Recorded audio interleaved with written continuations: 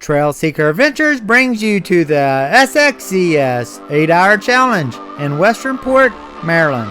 We run to our bikes, we jump on, we have bar-to-bar action. Of course, mistakes will be made. Come with Trail Seeker Adventures as we work our way to the finish to show you what the 8-Hour Challenge is all about. If you're looking for a challenge on a dirt bike, this video is for you. Check it out.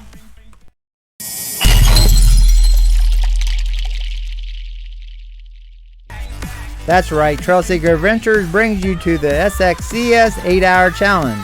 You may be asking yourself, what is an 8-hour challenge? Well, maybe you're not, but if you're watching the video, we're going to show you what the 8-hour challenge is all about. First, you need to pick a class. There are 3 different groups. The first one is the Ironman. That means you're going to run the whole entire race, 8 hours, 6 a.m. to 2 in the morning, all by yourself. Trust me, your booty is not going to like this. If the Ironman is not for you, there's a team race, and that's what's next. Another way you can sign up is as a team, and that's what I did. I had 2 other motor girls on my team for Trail Seeker Adventures. And the team classes consist of, just for example, Team Sportsman, Team 30 Plus, Team 40 Plus and 50 Plus. There's also a Team Junior, which is 12 through 18, and a novice team and a women's team. Amanda Knapp and I volunteered Samantha to be our first one off the line, and Samantha danced her way to the start. And the third way you can do it is by the duo. You can do family duo, novice duo, or sportsman duo. Austin and I won the duo last year, so we thought we'd come back and see what we can do this year. I was wanting Austin to run to the bike since I got the pleasure to run the first few laps last year, but he was a little late getting his bike ready, so I had to run up here and get ready to run to the bike. Yes, run to the bike. This event is totally different than any event, and the start is no different. Now I gotta regroup and try to get my crippled old self to the bike without falling in front of everybody and making a fool of myself. I always feel so slow running in riding boots. I hurry up and try to get to the first turn, even though I'm not even really sure why. This is a 8-hour race. We're running out of here like it's a sprint cross and only have 6 minutes to try to get to the finish. We all kind of forget that it's an 8-hour race. We gotta race smart and not make no big mistakes.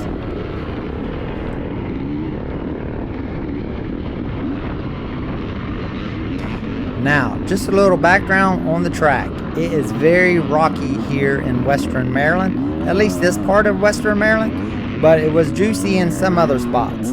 As you can see, I just about went down in turn, 4 or 5? That is not good. And also, my bike, my weapon of choice is my Beta 2020 300 RR. And of course, I'm still having camera issues. The camera was perfect. I decided to reach up and clean it off, and now it's not where I like it to be. I hate seeing my helmet up here flopping around, but unfortunately, the amateur camera guy that I am, I forget to check it and put it back down where it needs to be. So this is the view we're going to have for most of this video. But as we can see, we already got a man down.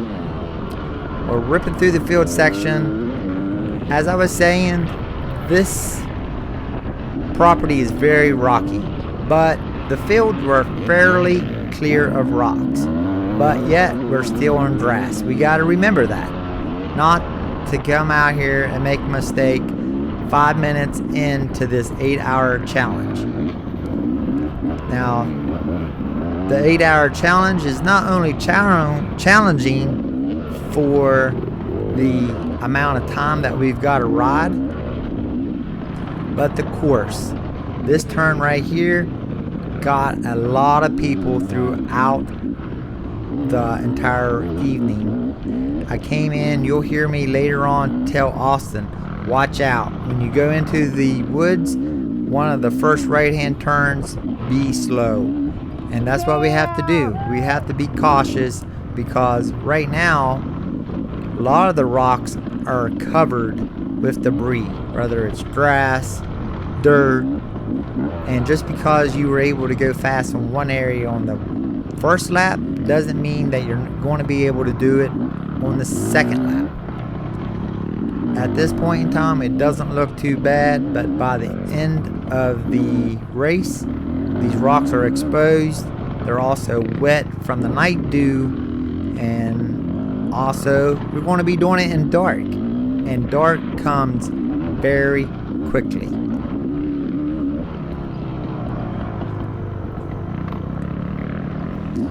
So with Austin and I doing the duo team, if you think about it, we're running about 4 hours throughout the night. And the way we decided and the way the pits are laid out, you really don't lose no time coming into the pits.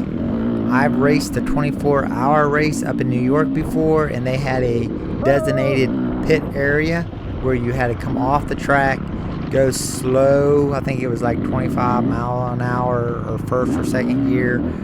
They had radar guns, made sure you didn't go too fast for safety, and then you come back out onto the track right where you went off. So you lose a lot of time pitting. But here you was able to come in right off the track and then go back off on the exact your partner can come back out as you come off. So you really don't lose no time. So our strategy was 2 laps out, come in for 2 laps, get a break, and that was our goal. So this is the first lap of my 2 lap going out. As you can see, the sun is out, the birds are chirping. I mean, maybe they're chirping. I'm sure they're chirping somewhere. You may not hear them. Trust me, birds are chirping. But it's going to get dark quickly, especially in the woods. But not only do you have to deal with the darkness in the woods, but as you can see, the sun can be an issue. There's a few spots throughout the woods where you came up out and you're staring straight at the sun, as you can see somewhat here. So that's a challenge. And usually right before dark is probably the most challenging as far as being able to see the course.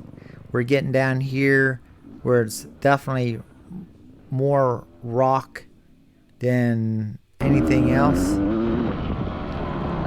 But right before dark, in some areas you're staring at the sun, and then on the other side of the mountain you're in the dark woods, and maybe you didn't put your light on like somebody Austin no comment, might have forgot to put their light on right off the bat. But we'll run into that problem later, as I may hinted. Whenever I asked Austin, I said, "Hey Austin, you want to do the family duo, an 8-hour challenge?" He says, "Oh yeah, let's do it." I really didn't care. My shoulder has been hurting. Thanks, Jay. He's rooting me on there. But so not only does the SXCS has the 8-hour challenge, and then you have a full day of events on Saturday, whether it's a slow race, you have a trail ride, you have fireworks. But then on Sunday, we actually have an SXCS race, which is the part of the Maryland Championship and SXCS Championship. So this is just for fun. But if I come out here and wear myself out, and then I'm going to suffer on Sunday. But he says, "Yeah, let's do it." And I said, "Well, just so you know, you're going to have to pick up my slack." Well, unfortunately, the first part of this race, I had to pick up some slack from him because he didn't put his light on. He went out for 1 lap and come back. And he says, I can't do it. You got to go. I got to put my light on. And once I went out, I understand what he meant. I did go ahead and throw my light on. As you can see, I do have my light on now, but I didn't have it hooked up. I've been having some issues with this bike as far as shutting off, and I was a little concerned about having these lights on it, if that was going to make it a little worse. But so I didn't, at this point, the first 2 laps, I didn't have my light hooked up to the battery either. But we worked it out, got it taken care of. We were pretty even on our laps. Okay, another part of the challenge, as you can see, there is some lap traffic, but there was many laps that I did not see very many people at all. Sometimes you wondered if everybody else quit. But is your body, if you're doing an Ironman, which I have done the 24-hour Ironman in New York, the worst thing about that whole thing is your booty. And Roman told me one time the thing that he uses is bag bomb. Now, never heard of it. It's a little green can. You can get it, I think, at Walmart or your pharmacy, but it's almost like a Vaseline type substance, but you can put it on your hands, on your knees, but especially on your booty, because trust me, after riding or racing for 4 hours, your booty is going to be suffering. So that's just a little tip. Bag bomb, check it out. Now this was a 7.5 mile loop. We did the first 3 or 4 miles, came into the field section. Now we're back on the back side of the property, and this is where the rocks was most exposed. I hate seeing the mile 5. Well, it looks like I'm skipping that because the video stinks as far as the helmet. So I'm going to run around here. I'm jumping off, and I'm getting ready. I ran my 2 laps. I'm getting ready to tell Austin, hold up. I want to tell you something. Alright, so as soon as you go in the woods, there's a real hard right-hand turn. Very slow. I went slow, and you can almost not crash. Just go steady. Not fast, steady.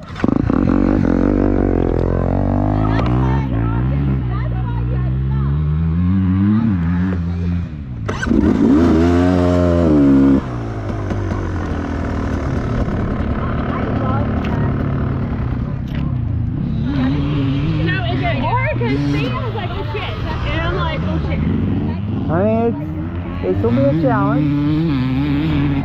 I mean, I think you're gonna be alright. Whatever. She said, all this is gonna do a lap and we're gonna assess it. Was your bike still crashing or what are you doing? No, it's alright. Alright, Sue, you did 1 lap. What do you think? I'm just saying, thank you, AW. You probably thought I was an idiot, but in the words of AW, I wish I had a GoPro. It was funny, but it was technical. It was hard. It was fun, technical. Like, where are you going, Amanda? Are you done? Oh, okay. Alrighty. I mean, the rocks are fine. It reminded me a lot of Nancy and Billy's cabin. Yeah. You know what I mean? But it's now raining.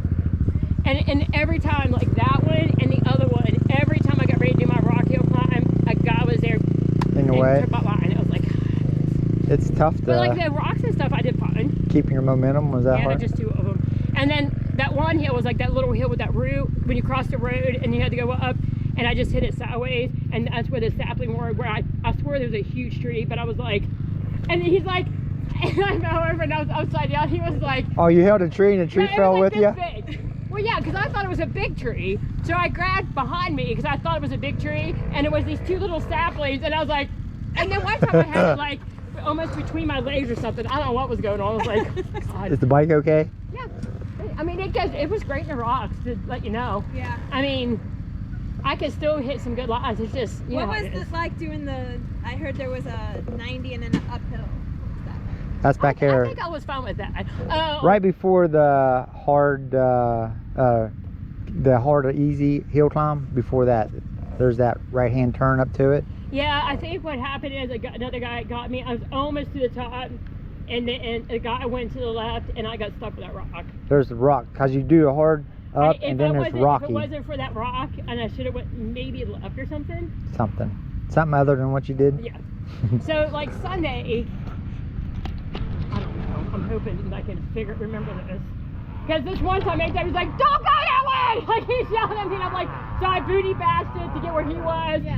And then I was like, he went up another line. I was like, after I fell over that little sap, I'm like, I think I could do your line. And then I went up it and I fell over again. He goes, "No, you don't want to do that line." And I was like, "Well, you made it look easy." Because he had speed. But he had 3 of them were upside down. Like literally. Like I'm falling, I can't get up. Oh my gosh, I thought, okay, I said, "Is there not a big tree behind me?" And he goes, "No, it's those 2 little ones that you're holding on to." And then I went, Oh crap, this one's awesome.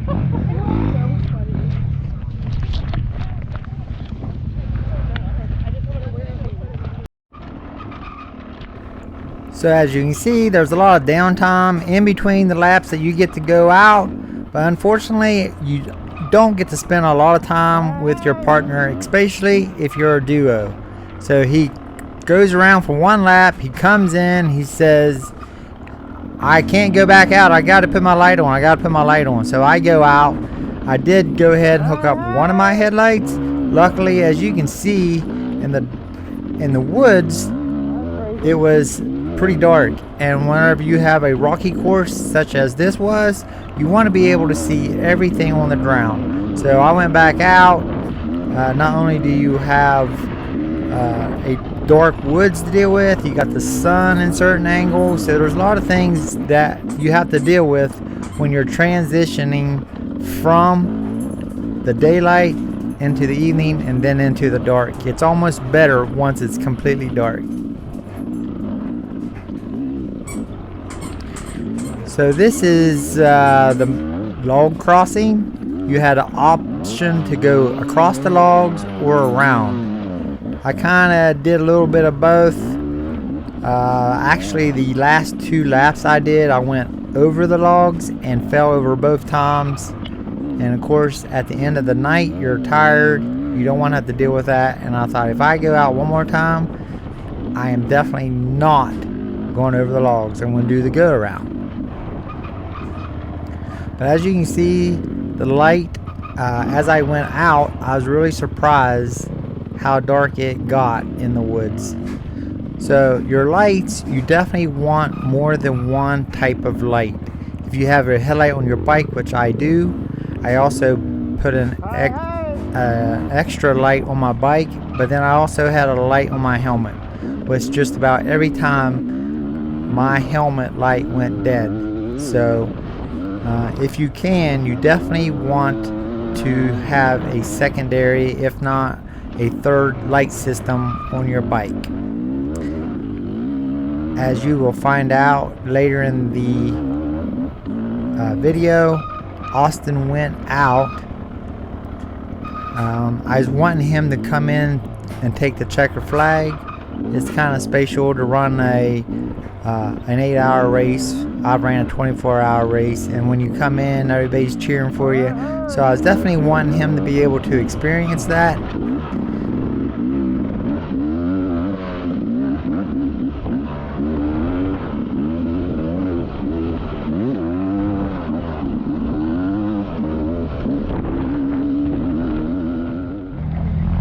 I don't think I'm gonna wear my goggles.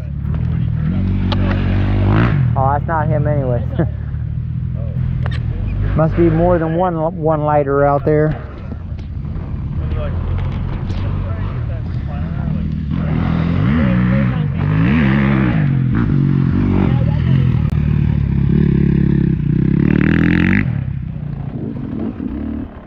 So towards the end of the race, we decided to go 1 lap at a time. We was getting close to the end. We didn't know when they was going to throw the checkered. As I was saying, I was wanting him to experience coming in for the finish. And when I came in, Heidi said he's either going to do 1 lap or 2. Depends on what signal he gives me, which I had no idea what a circle meant. He's going to do another one, a flat something, hand gesture. He was only going to do 1 or something. I don't know. I didn't pay no attention. But the way I had it figured out, I thought he was only going to be able to get 2 in, and I wasn't going to have to go again. So I kind of sat down. Okay, so this is mile 5. Well, mile 5 is the slowest but the most technical part of the track. And here I am with 2 light sources. I have on my bike 2 light sources and then my helmet. And it's rocky, it's gnarly, it's slick. And this is one of the places that my bike was not working very well at all. The front felt okay, but the rear, I definitely had something that I needed to figure out on it. But anyways, he goes out. Right there, you just seen my headlight just went out. So I come in, and this is where Heidi's giving me the instructions about. That means there's 2. And if he does a circle, there's 1. So he said, just be ready, just in case. He's gonna do 2, but if it's gonna be 3, he might need you to go back out. Or if his light breaks. It should be only 2. Well, that's what we think, but they also start 10 minutes late. Oh, So you just gotta be by standby, so don't like get all comfy. let me get turned around here. So basically, he had 3 laps once he left there. I didn't know he was going to have 3 laps. Amanda on Team Trail Seeker Adventure is getting ready to go out. Of course, they had to take pictures and selfies before they got going. But he ended up needing to do 3 laps. He did 1 lap, came in. I was playing with my drone.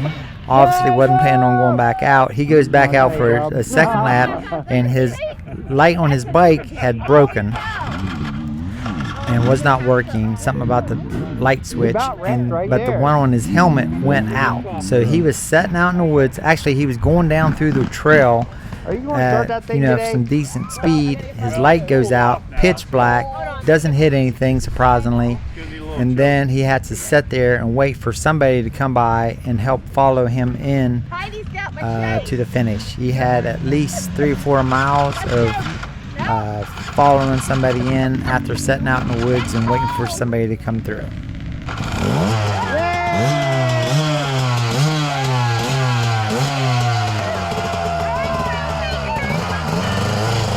So, long story short, Trail Seeker Adventure family duo, we got second.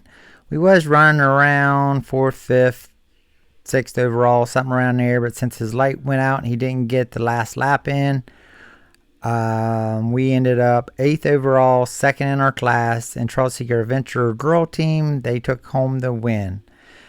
If this is the first video you've seen of us, we are Trail Seeker Adventures. We bring our cameras out on each and every one of our adventures, whether it's a race event or a ride park, or if we're just out trail riding. We try to help find you spots and locations and activities and events that you may want to go out, dust off that dirt bike, and come out and hit the trails. That's why we call Trail Seeker Adventures. Make sure you like and subscribe to our channel so you don't miss our next event. The way you can do that, go to Trail Seeker Adventures on YouTube, go to our logo, and push subscribe. Or here at the ending card, just push the subscribe button in the middle, or swipe up on the bottom right hand side of your mobile device and push subscribe. Thanks for watching.